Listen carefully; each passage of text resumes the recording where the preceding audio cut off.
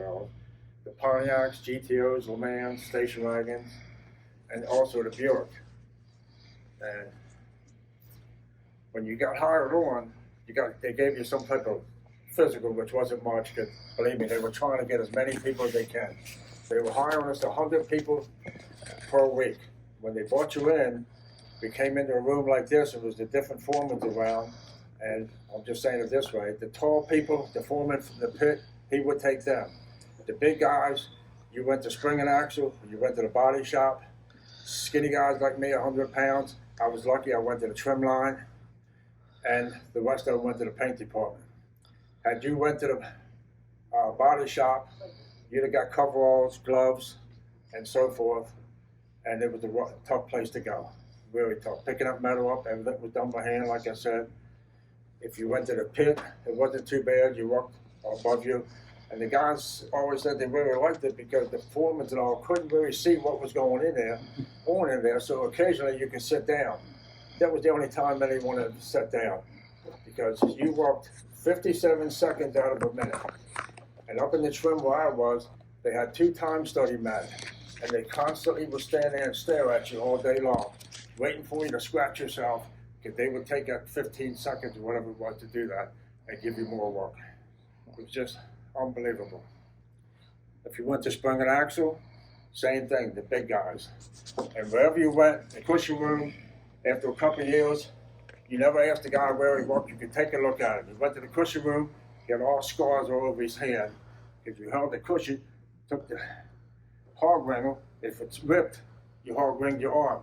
I can still hear them guys screaming there, one day at the hospital to get that hog ring, and the cushion going down with them. I spent 4 years in a cushion room, but I never used a hog ring gun, thank the Lord. If you went to spring and axle and all, those guys had stubs. When they bolted the frame pieces down or whatever, after a while you realize to keep your hands on top, not tuck your fingers in. They would take it, and when you got caught, I hate to say it, boys, we don't stop the line. We could get it off, if not, you had to pull it out. Tough.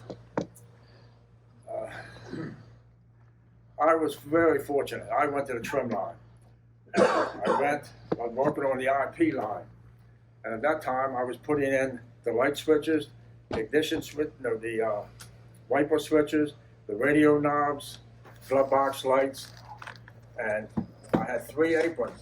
I had to have 3 because the Pontiac stuff went down on the bottom one because there wasn't that many Pontiacs, the Buicks, then the Chevelle stuff. And you had to walk around carrying that stuff because you couldn't go back to your table because they didn't allow that in your time study. And it was tough. And I'll tell you this, had you went to paint department, you were in for it. I went to paint department in 1980 for 4 years because they had a big cutback. And I didn't know what I was getting into, but I sure found out. Went down, they gave you a pair of coveralls. The guys said, come with me, boy. I'm walking down, I knew I'm in for something. I've never been talked to like that. So we stopped at a grease barrel, a drum of grease. He said, get these boxes, take that box, put grease in it. So he puts grease in this box. Walking down, the break room always had seats and all that, the coffee machines or whatever. The paint department didn't have nowhere to sit down. So he showed me, I put the coveralls on, he gives me a hat, gives me Vaseline, do all this, taped everything up. I said, oh my God, what's going on here? So he takes me in the paint booth. It's water coming down the walls on each side, and we're walking on grates with water underneath. That was the paint fuel. You get your box of grease, boy. So go in the paint room, he throws the grease down, and he steps in it. Bust all 4 corners down. I'm saying, what the heck is going on here? So you got to keep your shoes greased, because after a while, that paint and all sticks to the grate, sticks to your shoes, and pulls your shoes off your feet. I said, oh Lord. So when I went in, I had to do the passenger side door checks, paint them. And don't paint the passenger side. This guy's over here is painting the driver's side. He's painting me too. My Lord. When you got out to take a break, you couldn't sit down because all the stuff, paint fumes or whatever, was sticking to you. If you sat down, you couldn't get up. Oh man. When it went out from the paint booth, the oven's open. all the heat's hitting you. I could imagine if anybody started on day one, went to the paint department, they left. And because in the other departments, out of 100 people per week, there was only luckily 5 of us left. The rest of them, you gotta be kidding. You can always tell the guy that's he's ready to leave. Once you put your hands on your hips, you say, well, there goes Joe. He's had enough. And they go in at the front door. Because if you ever got fired, if they fired you, they took you out the front door. If you quit, you went out the employees. Excellent. And I got my brother on a job down here. He worked in a gas station, his father's gas station. And they gave him a job putting batteries in. Lunchtime, whoop, Larry was going, he said, you gotta be nuts. But you just gotta, if you hung on long enough, you wind up taking it. Me, I liked it.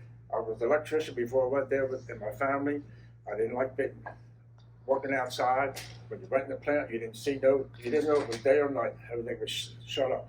And I kind of liked that, so it was kind of my type of job. But my family, I was considered the black sheep, and all the men were supposed to be electricians, but I wasn't cut out for it. And General Motors had a way of doing things. I'll say it the way we do. If the firewall and the clip is black, you use the black. I'm gonna call it screws. If it was chrome, let's say your strip in the floor console or something, you use the chrome screw. So, if you go out and look now, everything on the firewall is mostly these. So at least paint it black. That was General Motors' creed.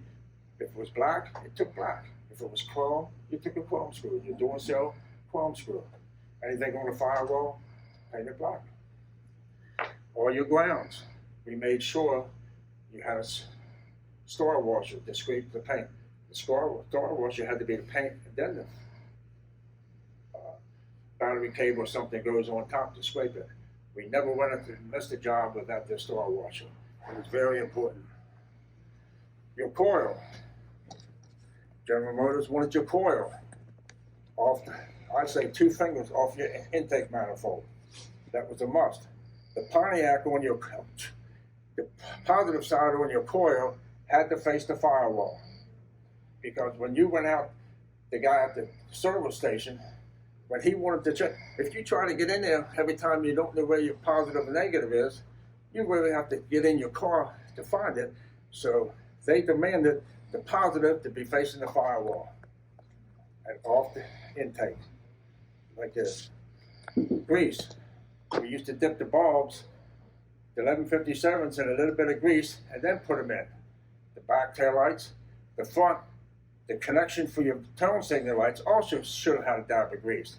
Now I'm going to tell you this, half of them did because they didn't know if we did it or not. So if you're running and you need a little break, you skip the grease. But every morning the foreman would walk down the line, he'd say, don't forget the grease, fellas. You're right. But some of them did, most of them did. That's one of the things we could skip. I'll show this right now. We used to get all kinds of stuff from the union. I really thought this was unique. The sun visor. Oops, I showed you the wrong one. This was the one. But I don't know if we ever had trouble with our cars. The other side, if you had your GM car took a dump on you, you're supposed to show this. When they gave this out to us, we had a ball with this. I know it sounds corny, but we never expected anything to happen to them.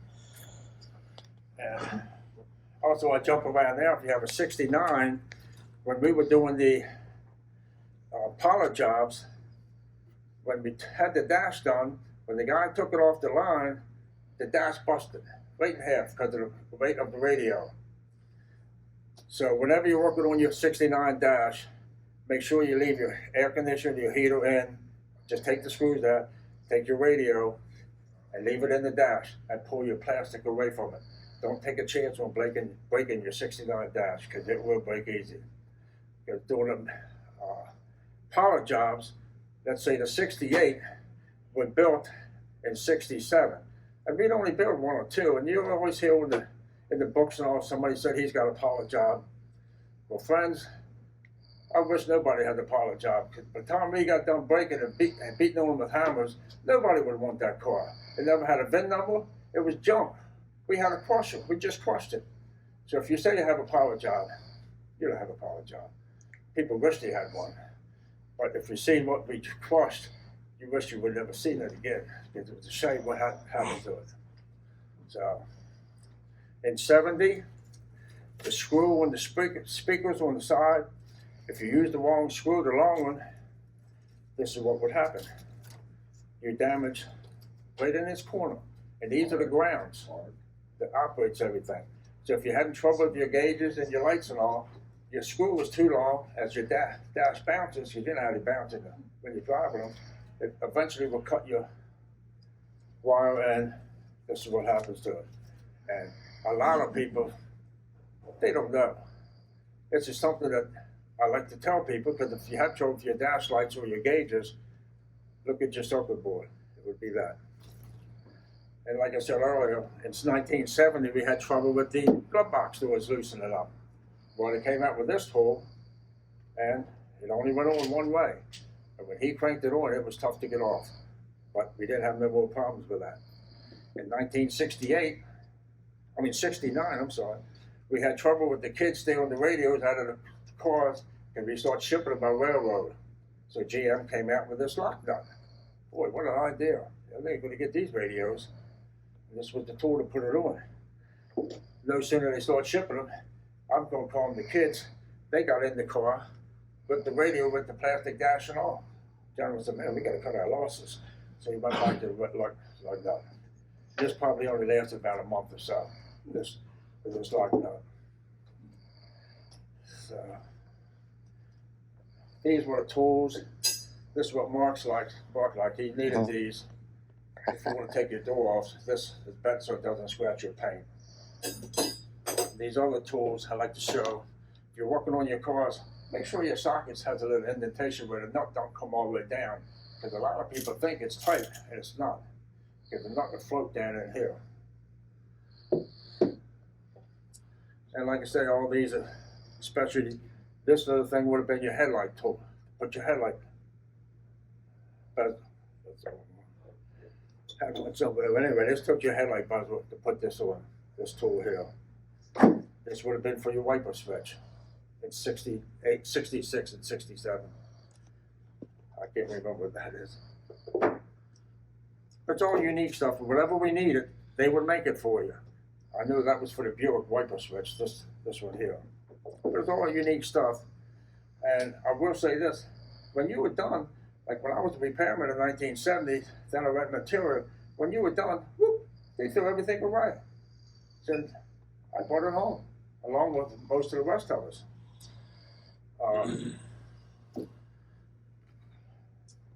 This, if you know someone in your neighborhood that used to work at GM, we all had a pet peeve, so to speak. Mine was when I was putting the gear shift knobs on, I couldn't see throwing these away at the end of the model.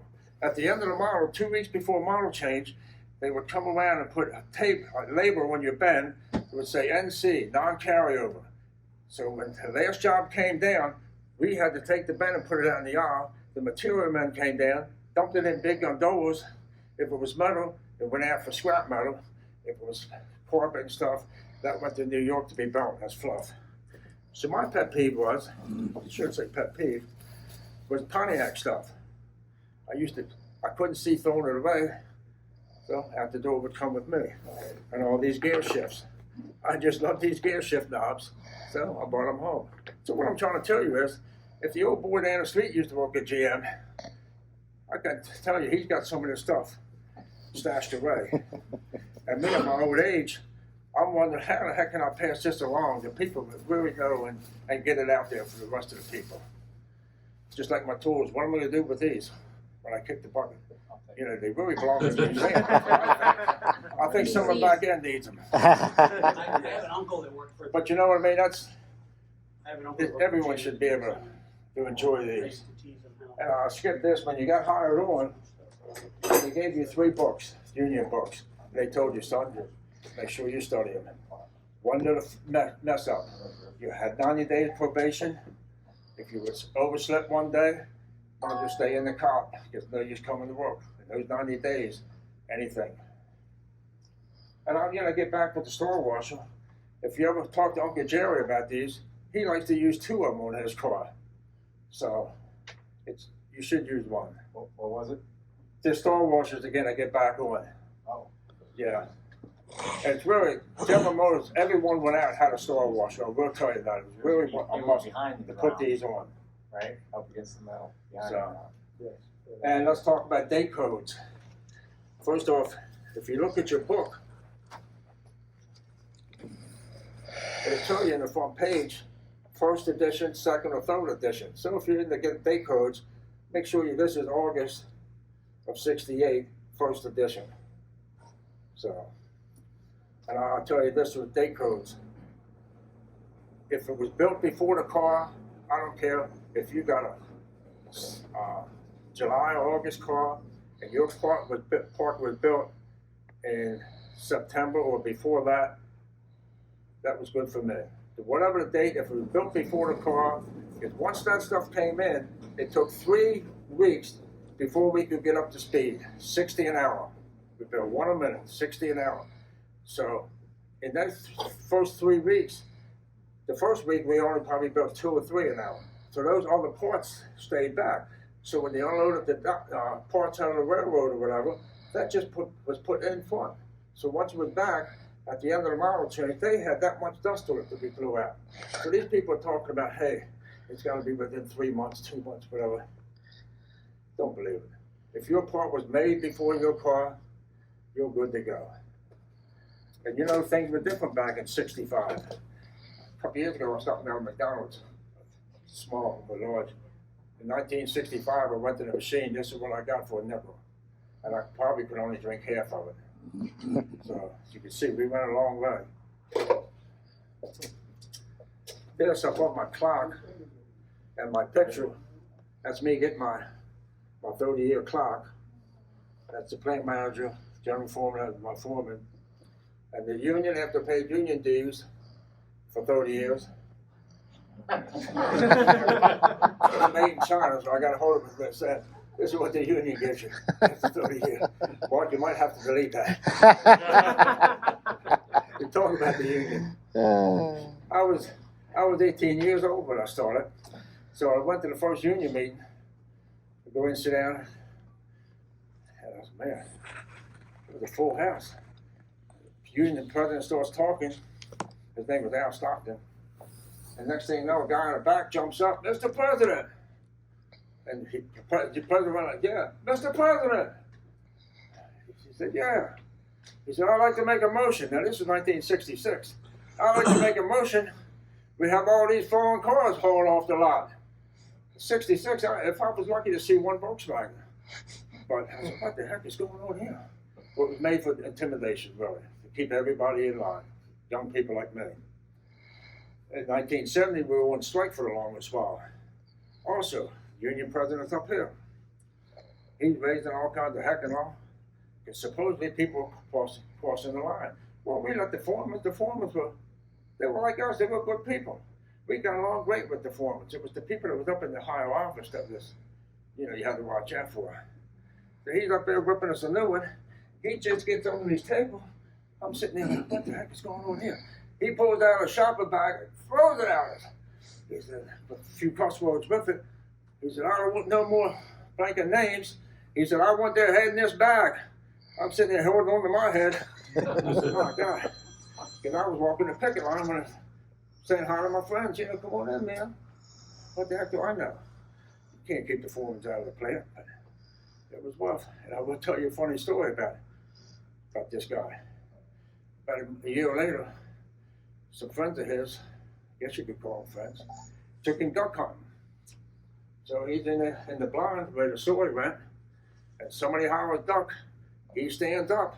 Well, somebody tells you duck, get down. He stands up, bang, blew his head off. Oh my Like an owl. True story. Could have been more specific. Another story. Our bookie in 1966. His protection guy, name was Lonnie, little short guy, nasty looking guy. They'd seen at the entrance and he collected his money. If he lent you $1, you paid him $1.25 back. So I go to work Monday morning, there's all this chalk line and all this, and everybody standing around before we went in. I said, what's going on? He said, Lucky shot Lonnie. I said, what? He said, yeah, they got into it, and he killed him. But that's the way things were back then, man. You know, you look the guy wrong, I kept my eyes down like I'm doing here. Who do I know one of these guys might be one of these tough guys, you know what I mean? So I always look at the ground, man. That's what it was back then. I can't He get got out hit of by my bad trains habit. too, didn't he? Huh? He got hit by trains, didn't he? Yes. Oh, man. And the other guy, he bought a car from a guy in the plant, both of them, they worked together. And come to find out, he said the car was no good. He said, Joe, I want my money back. I ain't giving you money back. Well, guess what? The next night he wished he would have. He come in, blew Joe away. What did they do? They pulled Joe on the side and keep on rolling. It never stopped the line. Never.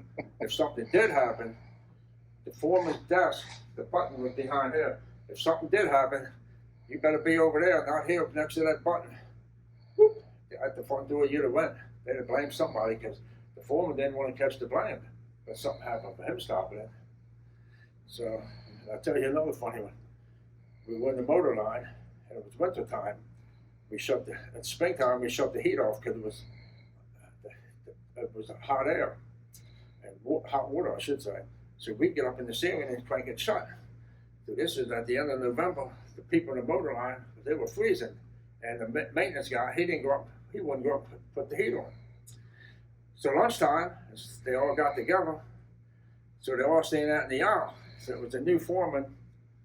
They were always bringing the college kids in, trying to break them in. So it was a new foreman, and he was supposed to cut the line on and, of course, turn it off. So all the people, about 70, 80 of them, I should say, all out in the aisle, they wasn't going back to work. So he didn't turn the line on, so that in turn stopped all the lines, and the main line stopped. Here comes the superintendent up on his carts. What's going on? They won't go back to work. He went over and hit that button. Boom! All 80 of them tripping over each other trying to get to their job because had they missed something, it was on them. The foreman didn't realize he should have turned the line on. You'd have seen these guys hustle back to their job. So and that was the end of that foreman. We never seen him again. There's all kinds of crazy stuff always happening. Every day, I should say every day. But we had 7,100 blue-collar people working. And General Motors always had it figured out to their advantage. The parking lot was way up on the hill. It was probably a lot farther from here to the GM dealer downhill. So they put it up on the hill. So when you walk down in the morning, you're still fresh going to work. At the end of the shift, you got to get up the hill. Believe me, sometimes halfway I had to stop to get up the hill. That's how much they took it out of you. So, but I will say this, the money was great.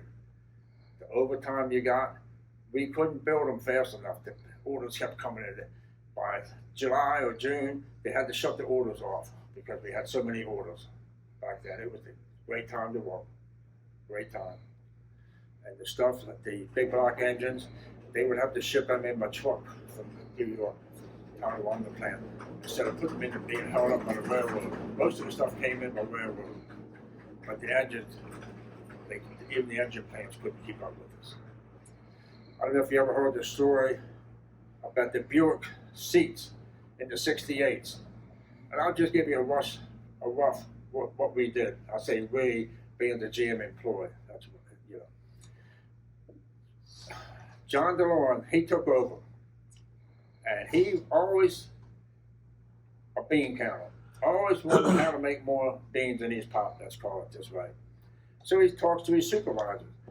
And you know what he did? He bought the GTO Judge, fancy paint, couple stripes, took your trim rims, still ahead of the game. He gave the heavy Chevy, cheap carpet, again stripes, another bottle. He's ahead of the game. He's raised the price. So that's what he was putting out to all his plants to come up with these ideas. So the people in the Baltimore plant, they came up with a great idea.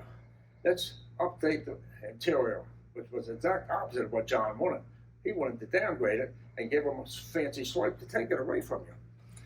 So the story goes, what I heard at the plant was, when they took it and presented it to him and built 250 or so cars, he hit the ceiling. This is not what I'm looking for.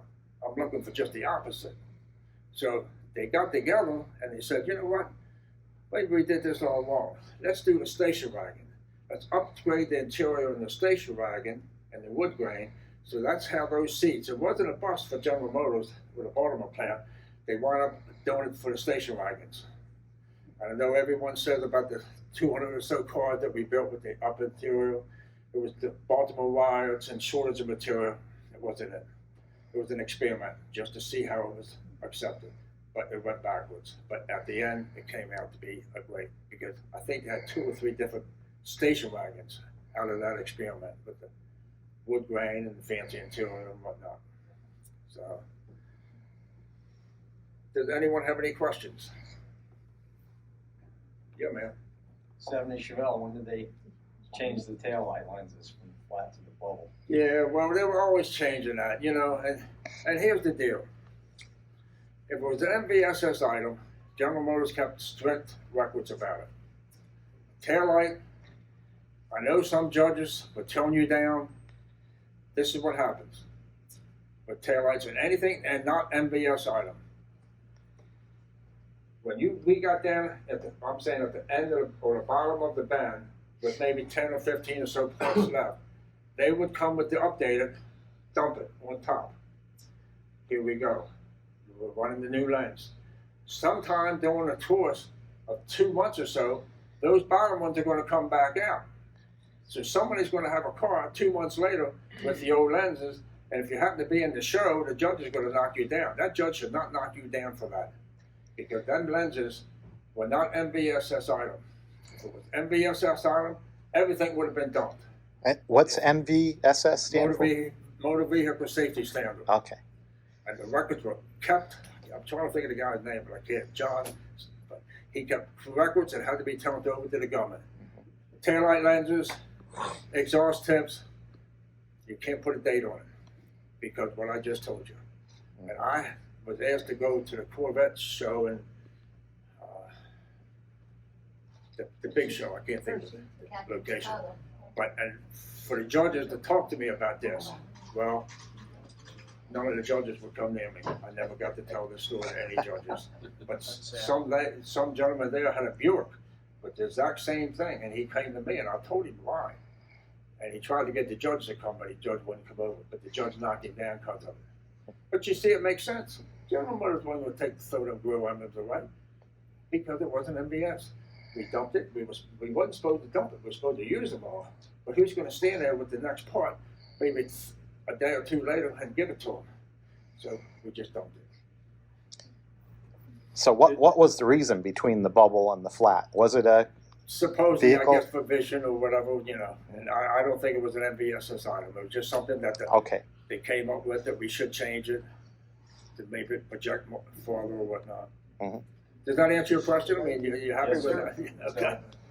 Well, so which one was the flat one used earlier, mostly, or? And that's Yes. 69. I can't recall. 70? 70, I'm So sorry. the flat one Was the was flat used first? earlier, Then Yes. the bubble came? Yes. I believe so. Okay. So they put the license plate brackets.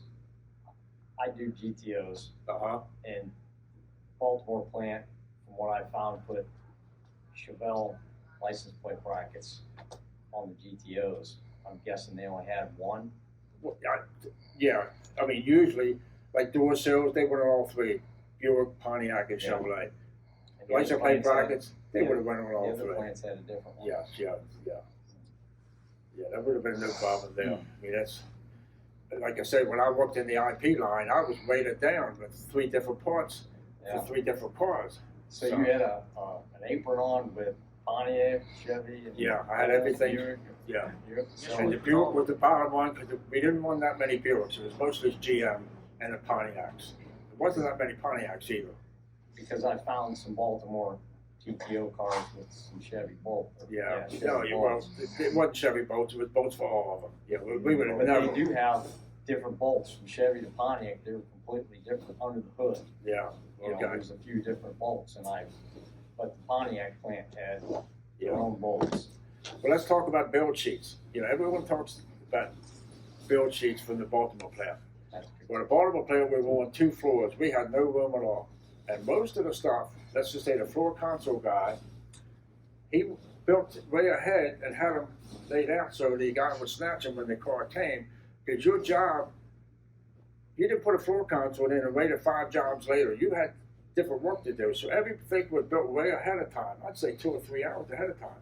The mast jacket, which is the steering column, that was built offline, and it used to come up around the ceiling. It'd be like 6 or 7 hours away. In case something happened, we could still put steering columns in. We never, it was designed never to stop that line. And this is going to floor you, but sometimes I always think about the build sheets. And I came up that we used to produce 70 to 80 build sheets per car. I know it's going to be hard to figure. This old man's nuts. But if you stop and think, when the IP, when that guy picked that up, he put it on the line, it had to be painted first, the ashtray. So he hung it, put the build sheet. When they went into the painter, he sees the paint, what color, he paints it. Takes the build sheet, because the paper can't go through the oven, goes in the trash. So it came out the other end to be put on the line to be built. He puts it on, hangs the build sheet.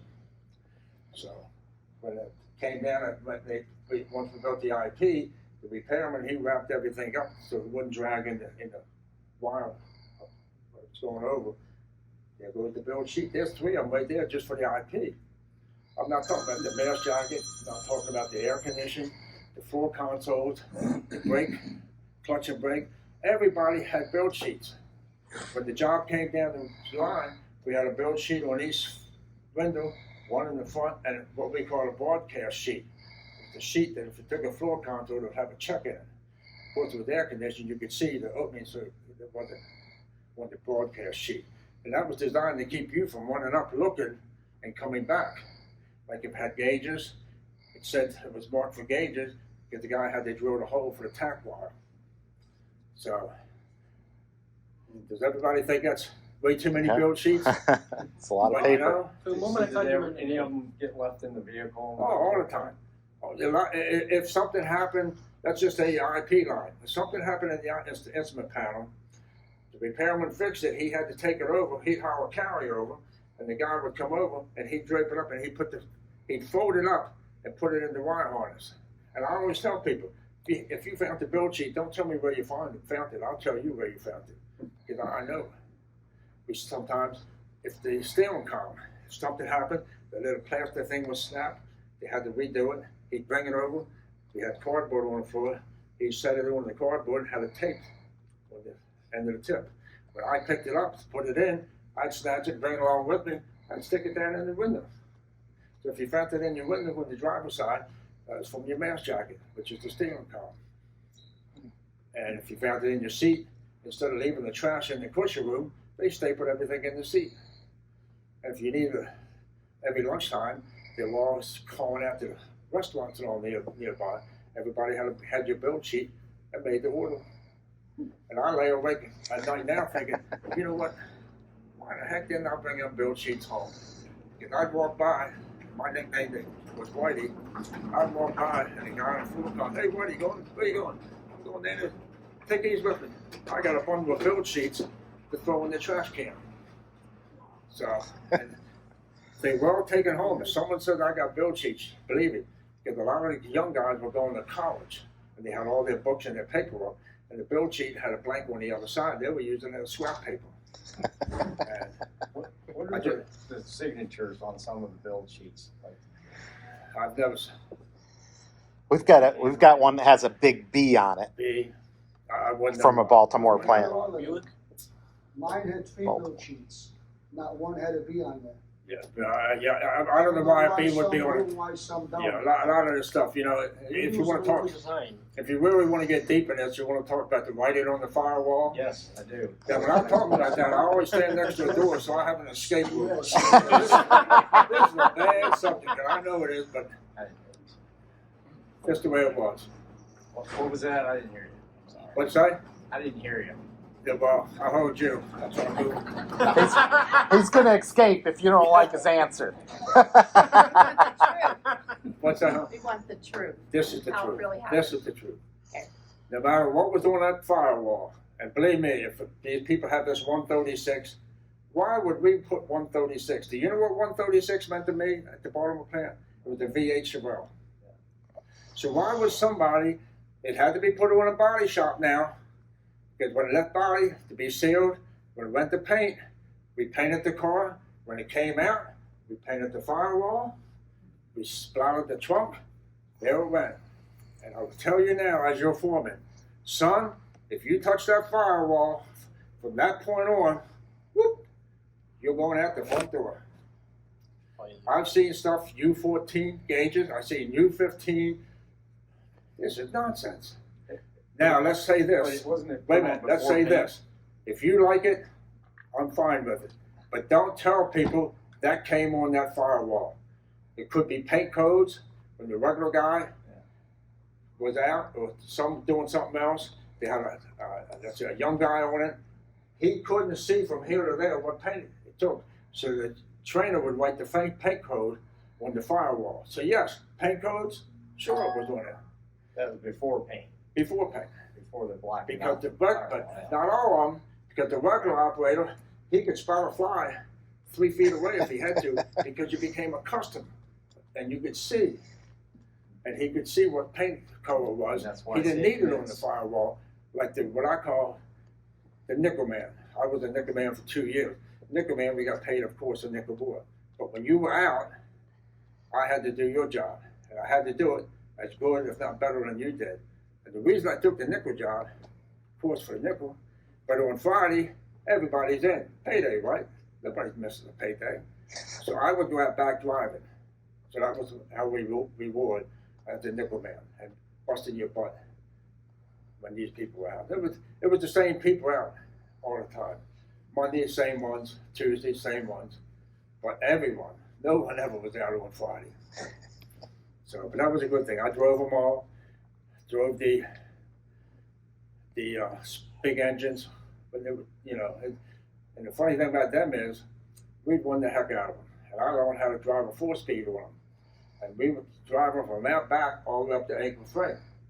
Well, sometimes the guard, when there was too many of us young people out there, he'd be standing along the roadway out there next to the building, and he'd be going like this. If you didn't slow down, whoop, out the front door, he'd take you. And they meant business. And one guard used to tell us, he said, son, one day these guards are going to kill somebody.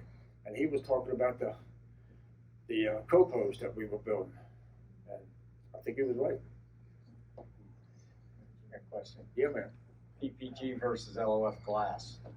I've documented a lot of Pontiacs with the PPG Well, glass. you know, I'm sure they had different suppliers, you know.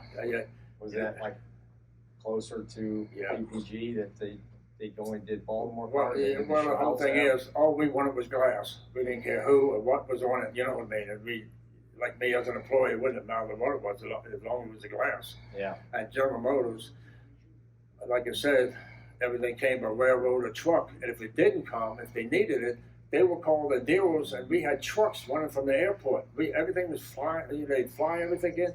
I'm gonna tell you now, that line never stopped. And we were working at that time 10-hour shifts. And you couldn't keep up with the trash just getting it out of the plant. We were working 2 shifts, the 3rd shift. The paint booth, he'd come in, take them grates up and put it in the caustic tank to burn all that paint off and getting back to the paint department. I'm telling you what, that was the worst 4 years of my life. I don't know how anybody could do that. But, you know, I had 15 years. I needed did you survive it? Just a question. No. You talked about the paint Oh, yeah. department. This is a dumb question, but did they give you any face Oh, yeah, protection? yeah, but it was so hot you couldn't wear nothing. You know, you just, like I say, the oven, it wasn't like the door shut and open, the oven was wide open, it came by, and I'm painting this guy, and this guy's painting me, and I was the last one doing the door checks and all, and the heat and all. Then you go out, all you did was stand by the water fountain and getting a drink. You had nowhere to sit, because no benches. Because if you sat down, you couldn't get up, hook your clothes, that thing off of you. There wasn't even any air conditioner, any fans running that could have pulled you guys off. What was that again? There was when you worked when the oven was wide open. There was no fans or any air conditioning. No. It's just in the year back then, we had what they called OSHA. OSHA would come in, they would wind them down, get back in the limousine and take them to the airport. I never seen OSHA. I never seen any of the big shots on the second floor. It's crazy how generations are different.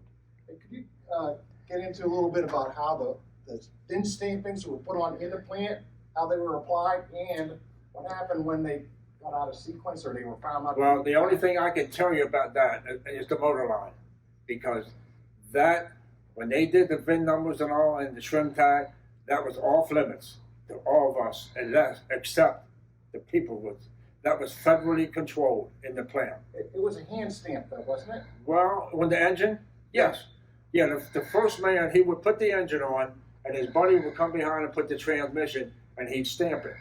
Now, the problem with that is, the regular operator, he never messed up. It was when he was out. Always when somebody's out, the replacement operator or the nickel man, he was the one that always fouled up. But 80 jobs from that first job putting it on to the repair and the inspector caught it that it was out of sequence.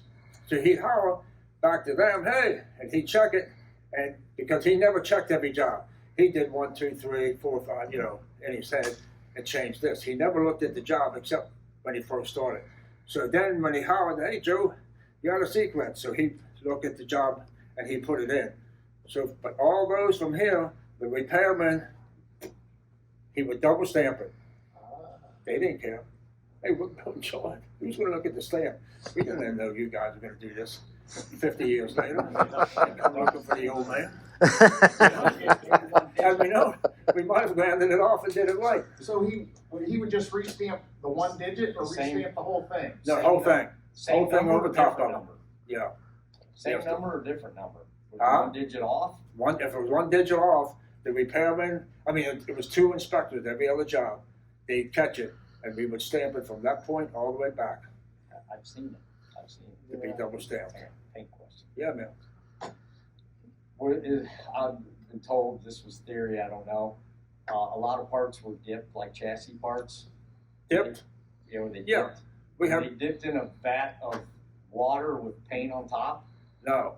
Somehow or another, that stuff would come in with oil and all, and they call it raw metal. Right. And the guys would hang it, the rocks would have little spirals on it, and he'd hang it like that. When it went, they dipped it, then they dip it in the black, and you can see drip marks and all that on it. Then when it came down, back down where the guys were, they put it, he'd take that and bang out on the floor, and all of it would fly off, and they'd scoop them all up with a shovel and throw it in the bin. Most of it went to where I was on the motor line, those painted parts. Well, So what was the first tank? A cleaner? First tank was some type of acid dip to Okay. get the oil off. Okay. Now on the cars, when it came out to go in the paint department, when it came out of body shop, when it came up, we used to take, and I did it a lot, acetone. We had to wipe that body side down and all because for some reason the oil would leave some type of marks or something that would show up out of the paint. So we actually had to physically wipe that body down with acetone. How were the frames painted? What's that? Frames, how were they painted? They came in dipped over. They came in like that. They came in stacked up. They were chipped or whatever. So be They it. were already dipped in. Yeah, already painted. Not Yes. sprayed. Yes. No, we didn't touch those at all. Okay. And but the rest of the chassis parts, the big question is like the rear ends. No, they came in painted. They came They in came in painted. painted The engines came in painted. black paint. Yes. Really? Yes. Yes. And we had hooks. When we were heavy stuff, the hooks would have picked it up. It probably would have left marks on it. Because we've pulled apart so many cars that there's so much that's rusty and there's a little black paint like. Yeah. And in the assembly manual for Pontiacs, is a spot in there that says there's a blackout process on the bare metal parts. And I've seen pictures from assembly plants that they put the control arms on and rear ends and that they were bare metal right off the crate and they blacked it out on the chassis. No, but you got to remember back in the day, the quality wasn't, and these people making these stamping plants and whatnot, like I said about the 2 cups and whatnot, and out the door it went, you know what I mean? Now, at the plant was different. Because we had checks and balances, like I say, that spray, and some people say, well, my spray firewall was real light. No, it wasn't real light, pal. It was heavy. This guy knew what he was doing, and he did it right. But after 50 years, whatever was done there is going to show. But I'm just saying it should be a paint code. Maybe a 4-speed also. I've seen station wagons have 4-speed on it. Because sometimes they say, hey, Joe, this ain't no 4-speed. Yeah, it is. But we wouldn't see that many station wagon 4-speeds or 4 doors. So he would say, so the next couple of people down the line, they'll see a 4-speed in a 4-door station wagon. He knows, okay, we're good to go. I'm calling it a rarity. I don't like to use that term, a General Motor, but it was very rare to see. But it was quite a bit of them, but it was rare. The guy behind you. Yeah, Rich, did you have any experience with it, with the wheels on the Chevelles? So, With the wheels? Did you have any experience with them or not? the wheels? Yeah, were they painted black, the inserts, or were Yes, they a yeah, charcoal? we did all that. They came in with oil, and we had to unload them by hand. Same with tires. We unloaded them by hand for the longest while. Then they started to band them together. And I don't know if that was good or bad, because the guy with the hollow would stick his fork and pick them up and bring them out. They came in boxcar. It'd take 2 or 3 days to unload a boxcar of rims. Do you remember if they were black or charcoal? Or No, they were like neutral color with oil. Okay. You know, same with everything in body shop had oil. They were already painted when they came in? No, we painted them. Bare with oil, but when Yeah, everything was the oil. paint to keep them process, rusted. Yes. do you remember if the inserts on the SS wheels were black or gray? I or- don't. No, I don't. I don't. I was curious on the paint. My dad has a 1969 Chevelle, and we have a color which is called Fathom Green. Do you know anything about the other ones? No, I don't. Say that again. I think. Sorry, they were talking. My dad has a 69 Chevelle, and I was curious about the paint and where it came from. It's painted what's called Fathom Green. Oh, okay. You may have heard of it. It's kind of like a darkish green.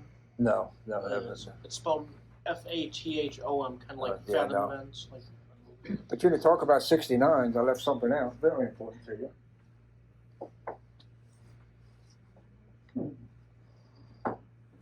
Oh. Don't forget to look in your trunk and get your jack out.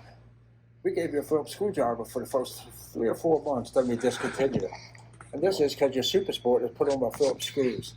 So they always wanted you to bolt your just spare back down. So without the Phillips screwdriver, you wouldn't have been able to do that. But we had probably 2,000 of these screwdrivers in bends, and they discontinued them. So we grabbed. And you had to watch yourself. You didn't want to load yourself down because you still had to get up the hill with this. I don't know how many I have, and I think I'm just about out of them. I gave most of them away to people. You don't want to forget, you gotta rip the seat too, right? Yeah, getting in it. yeah. Did you own a Chevelle at that time? Yes, yeah, I used to have a couple of them, but I've got that orange convertible now, and I have a twin bowler back there. He's got the Ogobi Bages. So, anybody else? Did you ever have any experience with the indash clocks and why they're notorious about never working? Well, they wasn't notorious not to work. They were designed just to get out. They'd plant to you, then you were stuck with them. But I will tell you, there's bulbs. We'd have a run of bad bulbs. I used to be a repairman on the trim line in 1970, and I almost got fired because whatever comes down or that's from the inspector, had to change it. So in the 70s, there's no way in heck you could get your hand back there without taking that dash pad out. So, and once you get one bad bulb, you're in it for the rest of the day. It just seemed like it. And I got what I call it hot punching. I'd say, excuse my language, the hell with this. And I'd start punching him. Well, Woody Reese, he'd come up. My foreman was Dale Graves, great people. And Woody Reese wanted me, man. So I put in for material.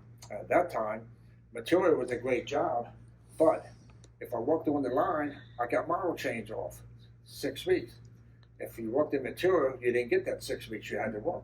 So, but I had to get out of Dodge real quick. So I put in for material, and 3 days later I was in material, and Woody Reese never got to take me to the front door. But he wanted me bad. But, you know, I only had 4 jobs. 4 jobs gave me 4 seconds. When I got down that one, I only had 1 second with the one behind me. And then you want to take a dash pad, get your hand in there, and change a bulb. But that's the way it was. They expected you to do it. But I will say this, once you get used to it, you're okay with it. You almost became a machine. And General Motors had a theory is, we can make you an expert. Because we always wanted to rotate. Well, the people with the bad jobs wanted to rotate. Let's just say that the poor guy in 1970 when he came out with them vent hoses in the back. They put me on that job one time. By lunchtime, I couldn't even get out of the car, my legs and knees. So I said, my God, how did that guy do that? Well, here's a tall, slim guy. He comes in and sits on the door sill, puts it, and he shoots. He didn't get in and out like I do. If you want to try a little experiment in a half a day, get in and out your car 60 times an hour for 4 hours and see what happens. I guarantee you'll be crawling up the hill like I used to. They used to put me in, putting in the spare tires. And of course, I had no strength or no nothing. By lunchtime, I was done. I couldn't pick another spare tire up. And I'm going to tell you now, you didn't get your full screwdriver either if I was putting them in. It was a terrible job. But that's the type of job they should have rotated. But General Motors said, no, we want experts. And they wouldn't rotate no one. So if you were stuck with a bad job, you were stuck. So. What year did the store hire the women? Well, the women came around 1971. And I'm going to tell you this. The women were cut out to work on the assembly line. Those women that came in, they put us men to shame. Now, I didn't know too much about things back then, being a young guy, but everybody said, oh, they're on diet pills. I don't know what a diet pill would do to you, but I'm telling you, those women could work. And the worst part about that, if you were day shift, you didn't want a woman on your job at night. Because remember I told you about the time study guy? You think he's looking at something else. He ain't looking at that. He's looking at you for his free time. So she got extra work. Didn't mean to be pointing at you. But she got extra work on your job. What she did at night, you had to do at day. So here's an old guy. Typical thing. Like I said, being a young guy, I didn't have glasses, full of pep and energy. Here you got a guy 45 years old, can't see. He can't, he's waddling. So she's young and healthy. Poor guy. Next thing you know, where's John? Oh, he's third shift. He's booth cleaner. Booth cleaner was the paint department, cleaning them grates and all that. You couldn't keep up with the line. But it was always places to move to once you got your seniority in. Like I say, I was a nickel man. I was in the material department. I was in the cushion room. I was never satisfied. I was always jumping to one job, this, that, even though I lined up, it wasn't my doings. Like I said, 1980, it really hit bad. And we lost the truck line, which we used to build trucks and all. We lost the day shift on the car line. I'm sorry, before we lost the truck line, that's when I got put in the paint department.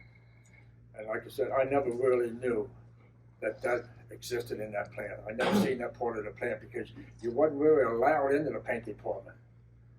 Those people, you you didn't know anybody in there. It was just like a separate world. And they kept it separated. It was terrible.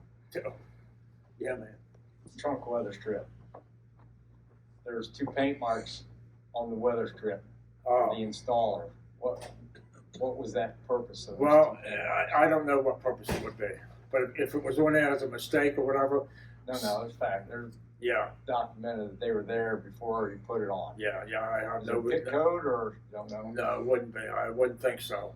Just the only thing I can say, if they repaired it out back, let's just say, if the weather stripping wasn't in or whatever you said it was, and they finally came in, and there's no rhyme or reason that I can tell you. And I'm not going to make a story up to try to cover it. You know what I mean?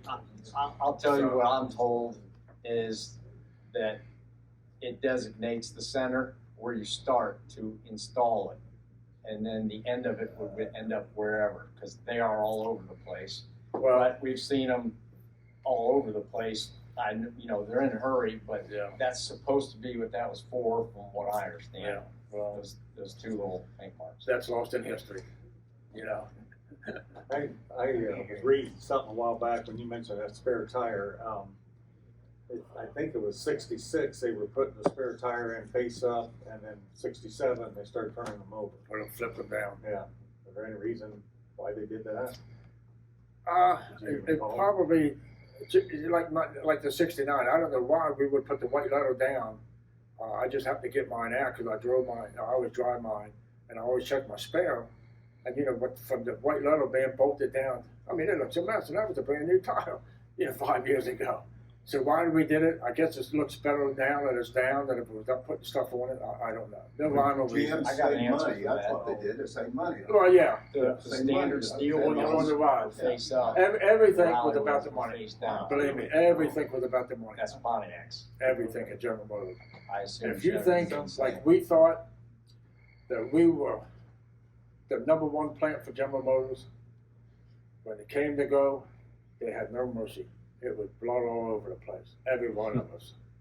And they wound up keeping the transmission plant because in the union, we were local 239. If we still had a product, which we did for transmission, but we only had 600 people, we still had a union. They took the transmission plant away from us. I think in 2000. Did that come to Parma or Toledo? What transmission was it? Well, that was the new. Headlight or the 350? No, that was the new for the trucks and all. I can't remember what they. 4L. But what I'm saying is, they moved it up here, I guess in Ohio. They So went we to lost Parma the here, product. Toledo. So when you lose your product, delete this. The International Union steps in and takes all your goodies. We had a union hall worth $4 million. We ain't got it now. We had a bank account, huge bank account. We don't have it now. We're not getting nothing from the international. Now, with this new president, we may be seeing some, because we're still paying union dues. It's volunteer, but we're still paying. $2 a month, right? Right. And we used to get, the union used to kick back to our locals that we used to hold in our union hall. Now we ain't got no place to go to except for a library or something like that. So we lost the membership, so to speak. Who wants to go to a library, you know what I mean? To hold a union meeting. So I wish I could say a lot more, but I can't. Might be spies in I don't want. I'm videotaping it, so. I don't want to be invited to go duck hunting. They could have been specific with the duck hunting. Could have said duck down to duck as animal. I did. They could have been specific when they were duck hunting instead of duck. Duck. Well, they could have said duck down. Well, Well, you duck down. I think they're trying to get rid of the guy. In everyday language is get It down. was on purpose. Duck hunting means here comes the duck, and he jumps up, and that was the end. Somebody didn't like it, right? That's They right. got rid of him. And believe me, Would have. he was a scary individual. He had scars all over his face. I was petrified of the man. He was a union president. I have a question. Yes, ma'am. What, from the time the car rolled in on the line or came in, Great how long question. did you say it takes it to get out the door? It took us 46 hours. 40, okay. Yeah, 46 What hours was to the build a minute, you car. were talking about a minute at one point, what was that? Well, we built 60 an hour, which would have been 1 a minute. So the time study man, he's going to give you 3 seconds. So you're going to work 57 seconds out of that minute. Okay. So, To get your work, whatever part you were putting on? yes, Okay. yes. So that 3 seconds is not including you going back to your table and putting your stuff in your bin or whatever. And a typical job, a good job in the trim department, was the guy putting the wiper hoses on. Let's say it's 1969. The job, the line never stopped. You see this, it comes up and stops. That's bull, man. That line never stopped. He would grab those 3 hoses, he'd come over and he'd start putting it on the tube, put it up through, put the bigger, drape it, and he runs around, he picks up a door sill, he's got an apron. Well, before he came, I forgot the clip. He put the clip on the 69 or and he'd run around, get the door sill, shoot the door sill in, and he had to adjust it. If the carpet was sticking out, he'd hit it, then he'd turn his gun upside down and hit each end of the door sill and then bend it in because it had a little flange. So he'd take the back of his gun with his racket just in the front to make it fit. Then he'd throw his gun in the bend and he'd get a little side gun and he'd go in and shoot the ground on the 69 with the storm washer on the handbrake. Try it out for 57 seconds. I guarantee you can't believe you put your hoses, wiper hoses on. They're on the door sill and but you wind up doing it. I always say, Larry and I are building the 70 together, and I always say, Richard only got 57 seconds. Let's move it. Is the car moving on the, I'm sorry, is the car moving on the line? Never stop. It always Yeah, moves. so You you walk never backwards. walk with it You and walk keep along going. with it. Okay. Yes, it never stops. And above you, the bodies coming from Fisher Body would always be up there. You know, it's clanging and banging. And when the beginning of the model for about 3 months, it was, I don't want to call it fun time, but it was crazy time. People be howling, man overboard and all that. That's the new guy. He can't keep up. And for some reason, when something happens to your body, you're getting some type of, I don't know, what do you call it, Larry? I know. But you get something, and you're finished. And most of the time, the good foreman would say, hey, let Whitey sit down for a few minutes. Stress. And if you could make it to lunchtime, when you got back up after lunch, you was in a lot better shape. We used to call that a brain fart. Yeah, yeah. I'm sure it's the same thing. I've had many of them, believe me. I think they're doing that And actually. your body won't respond to you. It's just a heck of Well, a those feeling. jobs you got good at. Yeah. I mean, Once you could shut your eyes most of the time. yes, you can do it blind. Well, I could reach in my apron and I could get the clock knob out and I would have that little insert in the right position when I pulled that out with my fingers. If I need the plug, that would be in the same. That's how good you got. Yeah, it was just amazing what the human body can do after a while. I tell you, the women, they were great. Oh, my Lord, Just they like put the up the shame. converters, those veins, Yes, a guy on average could get 5. They could get 7. yes. Just like More. that. Well, one We thing can do it. used to get me about them, the guy and the girl, they were doing the door seat pads, and they come up, put it on a rack, and she would take and put these clips, and try this a couple times, guys, and she'd have each hand working the same. I've never been able to get my 2 hands. I'm 79 years old. I've never been able to get my 2 hands to work together. But she could put those clips in. Amazing what you can do. That stuff here I bought. After you bought your car, you know how it was when your neighbor came back and hey, let me show you this. He had a trunk with these, so he had an engine block heater. General Motors, you could always go and buy anything over the counter. And you know, I remember a couple of you guys used to always say, hey, they came out with that stop lamp. I want one on my Chevelle. So, well, General Motors had one for you. Here's a stop lamp. You want to put it in the back of your Chevelle, put the screws and screw it in. Tapes, if you got an 8-track tape, General Motors gave you a cartridge to go with it in the glove box. That's some big pockets.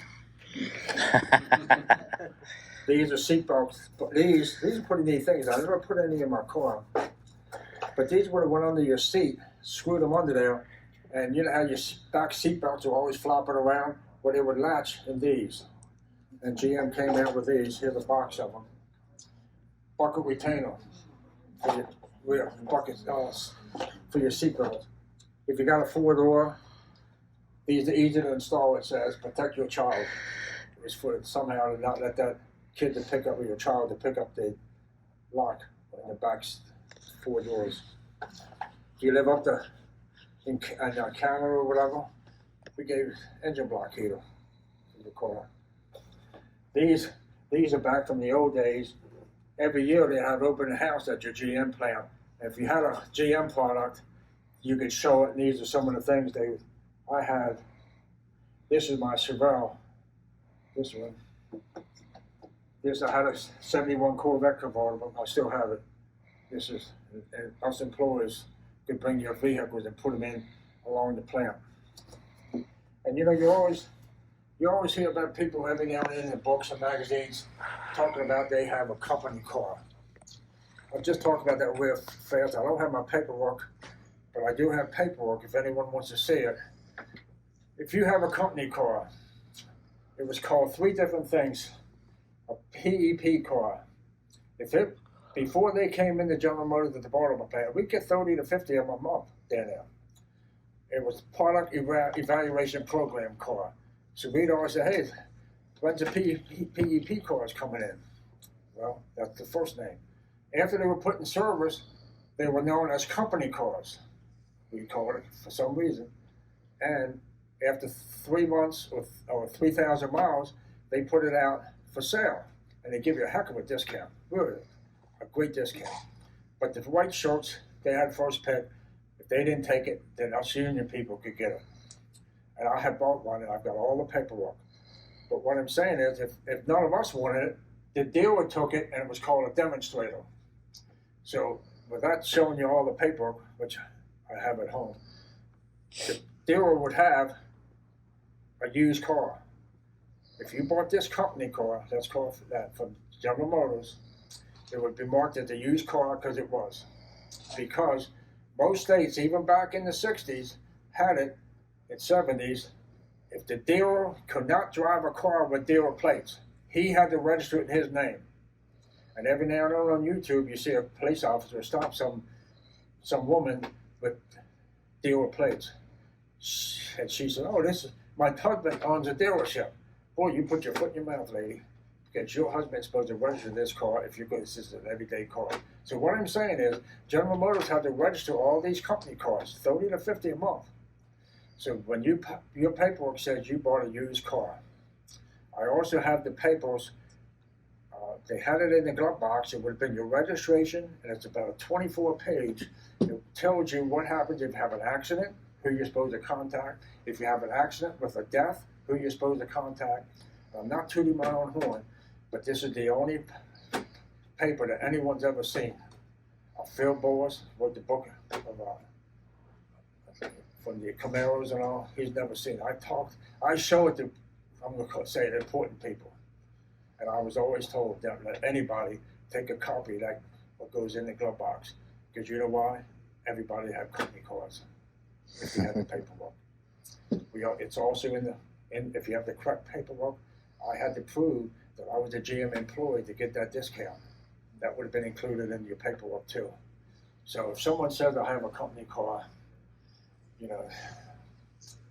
he may, but where's the proof? Let's put it that way. Because a lot of people say, I got this, I got that.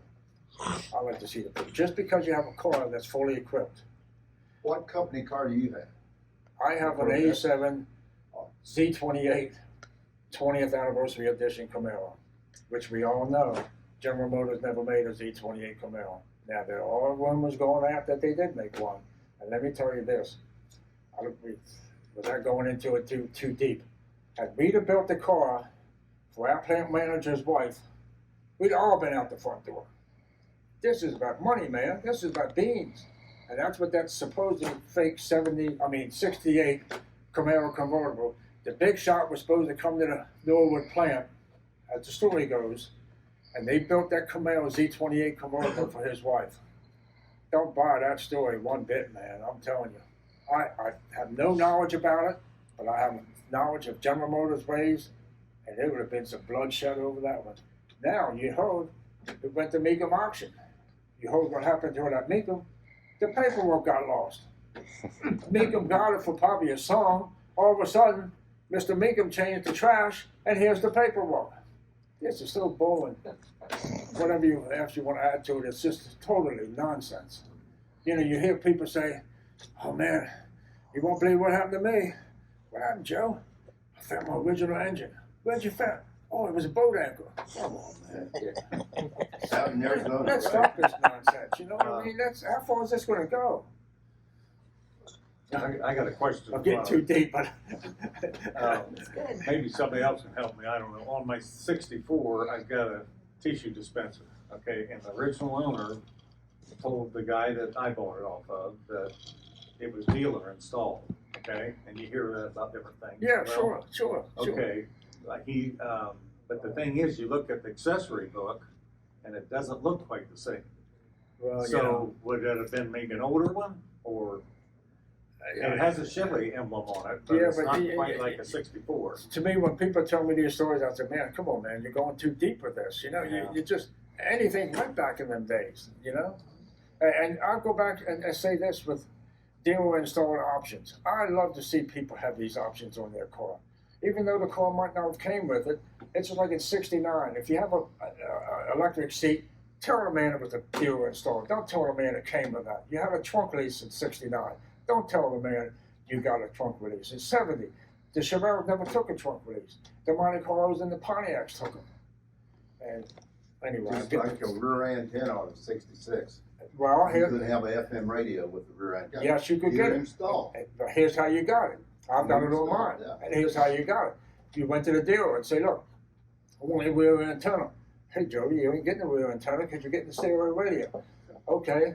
Me as the dealer says, I'll get you an antenna on the back, but you got to get an AM radio and it'll be a dealer installed stereo radio.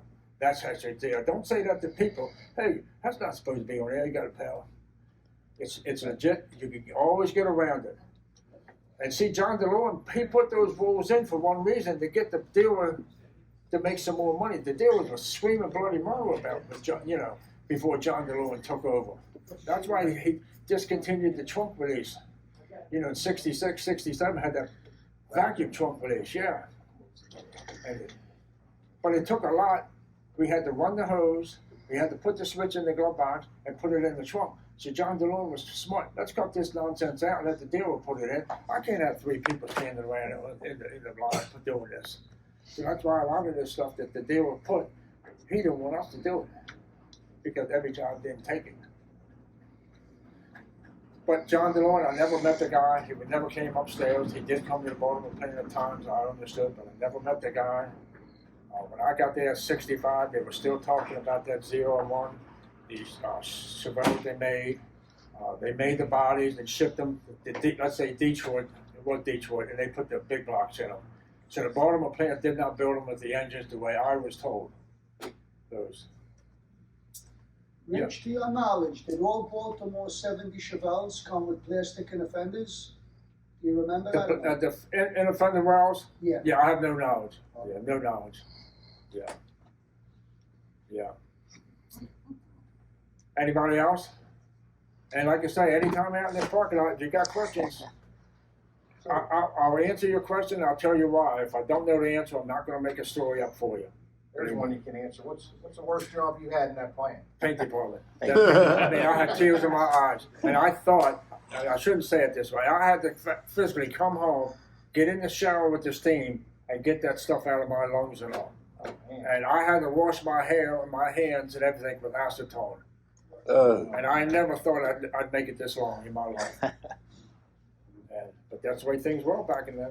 Well, we've had Richard for an hour and 11 minutes right now, and he needs a drink of water. He's been talking a lot. Let's give him a round of applause. But like he says, you know, he'll be out in the parking lot, and I'm sure he can answer some more specific questions. I'm going to steal him after we get all these tools loaded up, and we're going to go build a Baltimore car today.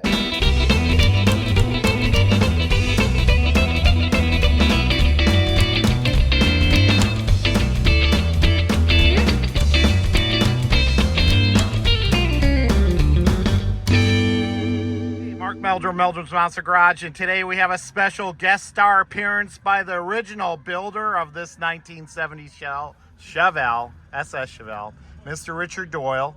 And when I was in Maryland, he helped me with my doors, and it was raining. It would never rain on the production assembly line, or would it? Maybe it would.